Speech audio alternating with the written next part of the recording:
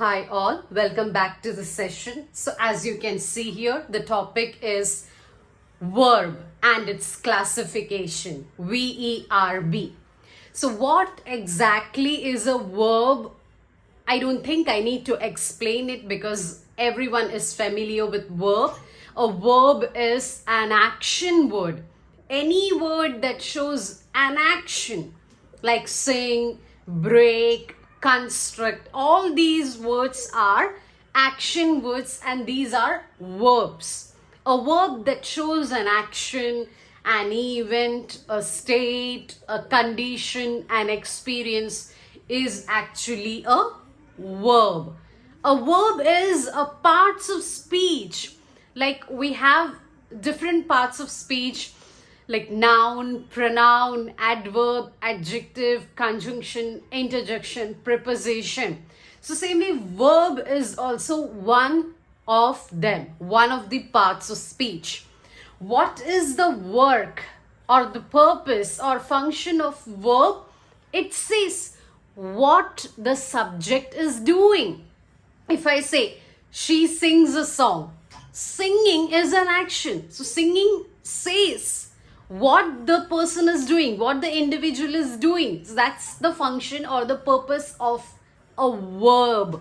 Now in English grammar, we have a diverse and very broad classification of verbs. So as you can see here, these are the types of transitive verbs. But we have even other types of verbs like stative verbs, dynamic verbs, regular verbs, irregular verbs, linking verbs, auxiliary verbs, the list goes on and on, modal verbs, phrasal verbs, etc. So for today, let's learn what is a transitive verb, intransitive verb, ditransitive verb, ambitransitive verb. So basically this is part 1 video of the broad classification of verbs, and here we go with transitive verbs. Transitive, the word itself comes from transition. Do you know what is the meaning of transition? It's a change from one state to another. So that is what transitive does. Change from one to another. In transitive verbs, they have an object. Okay, there is a perfect subject, verb, object in transitive sentences. That is the first point. The second point is action performed by the subject passes from the verb to the object.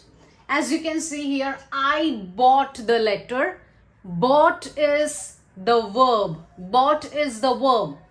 So this is the subject. I is the subject. And letter is the object. It's an example of perfect transitive sentence. The verb is a transitive verb. The action of buy or bought is getting transferred or getting shifted to the letter. Bought the letter. I bought the letter. The action performed by the subject is passing on from the verb to the object, and that is the letter. Now let's look at the third point. We can rewrite the sentence to passive voice. We can rewrite the sentence to passive voice. So what does it mean? How to identify whether a sentence is transitive or intransitive? If you can rephrase the sentence, or if you can rewrite the sentence to passive voice, then that sentence is a transitive sentence. The verb is transitive. For example, I bought the letter. The letter was bought by me. We are able to change the sentence to passive voice. He borrowed the letter. Borrowed action is getting passed on to the book, which is the object. He is the subject. So if I have to change it into passive, the sentence can be rephrased to the book was borrowed by him. He will borrow the book will be borrowed by him. So in case if you are able to change the sentence to passive voice, then the sentence is intransitive, the verb is transitive verb. I hope you have understood transitive verb. Let's move on to intransitive verb. Moving on to the second classification, and that is intransitive verb, intransitive verbs. The very first point is it does not require an object. So I make it very clear that how to identify intransitive sentences. There will not be an object in intransitive. Second point, the action does not pass from the verb to the object. So as I mentioned in the first point, if there is no object, then to whom will the verb hand over the action? There is no one, there is nobody wherein the verb can hand over or deliver the action. There is no object. So the action gets completed itself. The verb elapses on its own. Elapses means the verb goes by without giving on the action to the object. Coming on to the third point, the sentence makes sense even without an object. So if you read intransitive sentences, even if there is no object, still this sentence is sensible. It makes sense. It is meaningful. It sounds meaningful and rational. So let's have a look at the examples. He laughed, or he laughed so hard. So action word is the verb and this is the subject.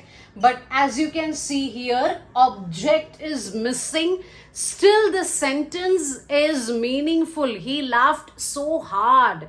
There is no object here. Now next example is she slept. So in this case, slept is the verb and she is the subject. Again, we don't have an object, but since there is a subject, there is a verb, the sentence becomes meaningful. Okay, next example is he ran or he ran away. He ran fast. In such cases also we don't have an object. The sentence is meaningful and practical. The action does not pass from verb to the object, and such sentences are called intransitive sentences with intransitive verbs. Moving on to the third one, and that is ditransitive verb. Moving on to the third, and that is ditransitive verbs. Now, what is a ditransitive verb? A transitive verb that has got a direct object and indirect object. That's a ditransitive verb. The verb that has got direct object, indirect object, that's a ditransitive verb. Let's see the very first point. Indirect object is a person or a thing that receives direct object. Let's look at the second point. Indirect object comes before direct object. Indirect object comes in front of direct object. Indirect object always accompanies direct object. So you'll understand it better when we see the examples. The first example is he sent his sister a gift. So which is the subject here? He is a subject. Sent is the verb. What did he send? Okay, what did he send? He sent a gift. So this is the direct object. If you ask the question what, if you ask the question whom, and you get an answer, then it becomes the direct object. If you're asking the question what and you are getting an answer, then it is direct object. What did he send? He sent a gift. To whom did he send? He sent to his sister. So this becomes indirect object. Okay, as you can see the second point here, indirect object comes before direct object. So this condition, the second condition, is fulfilled in this example. If you ask the question, what, then you get the answer, it is direct object. But if you ask the question, for what, of what, and to what, and you get an answer, then it is indirect object. Also, for whom, of whom, to whom, and you get an answer, then it is indirect object. What and whom for direct object, for what, of what, to what, indirect object, for whom, of whom, to whom, indirect object. So you can see here the action of sending, the effect of sending is passed on to the gift. That is why it is direct object and this is indirect object. Now let's move on to the second example. He bought food for his family. He bought food for his family, which is a subject. He is a subject, which is a verb, bought. This is the action word, so this is the verb. Now comes the twist. Food is the direct object. He bought what? If you get an answer to what, then it is direct object. Food is a direct object. Now moving on to the next, for his family. Okay, this is the indirect object. So instead of writing, he bought his family food, I have written, he bought food for his family. Now this example is against the second condition. Indirect object should always come before the direct object. But in case if indirect object comes after the direct object, then it will become a prepositional phrase. This has become a prepositional phrase. A prepositional phrase always starts with for, to, and other types of prepositions. So indirect object can be placed after the direct object also and before the direct object also. If it is after the direct object, then our indirect object becomes a prepositional phrase starting with for. So I hope you understood the concept of ditransitive verb. The effect of the verb passing on to the object is direct object.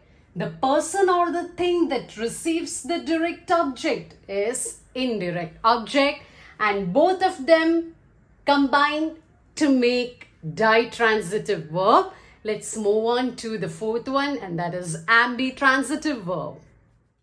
Moving on to the fourth classification, and that is ambitransitive verb. So this four-letter word ambi, it's a prefix, and ambi means two. Ambiguous means two. Ambivert means being introvert and extrovert. Ambivalent means mixed feelings, simultaneous and contradictory, two feelings. So basically ambi means possibility of two. Okay, so the very first point is verbs can function as transitive and intransitive both. So what is an ambitransitive? It is transitive also, intransitive also. Second point is no need to change the verb. Without even changing the verb can function as transitive also and intransitive also. So I have divided it into transitive and intransitive. Let's look at the examples. I read quietly. Okay, so which is a verb here? Obviously, the action word, read is the verb, I is the subject. So, quietly, can we make this sentence into passive voice? Quietly is read by me. No, that's weird and absurd. So, if you cannot make it passive voice, there is no object here. It is intransitive. It is intransitive. The same sentence intransitive. I read the book. Okay, this is verb, this is subject, and here comes the object. The book is read by me. We can make it passive voice. So this is a transitive verb and this is intransitive. Let's look at the second example. She sings great. Again, the object is missing. It is intransitive. She sings a song. It is transitive because there is subject, verb, object. Let's look at this third example. I studied hard or I study regularly. Again, the object is missing. It is intransitive. With the same verb, I studied English. I study French. So there is a subject, verb, object. This is a transitive verb. So in all these examples, you can see the same verbs are functioning as ambi. It is functioning as intransitive also and transitive also. So it's called as ambitransitive verbs. I hope you are well crystal clear with the concept of transitive, ditransitive, intransitive and ambitransitive verbs. So more videos on regular, irregular, stative, dynamics and linking verbs will be uploaded. Stay tuned.